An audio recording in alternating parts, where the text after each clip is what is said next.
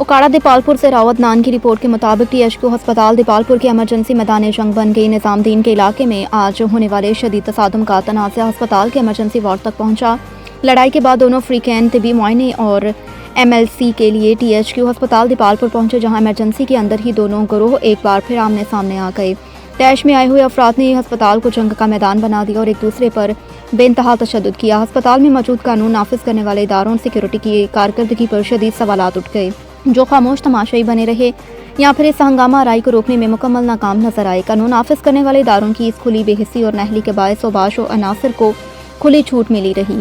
بے گناہ مریضوں کے لیے عذاب اور فرونیت کے انتہا۔ اس خوفناک ہنگامے اور غنڈہ گردی کے باعث ایمرجنسی میں زیر علاج شدید بیمار مریضوں اور ادویات لینے آئے ہوئے عام شہریوں کو انتہائی سخت مشکلات، خوف اور شدید پریشانی کا سامنا۔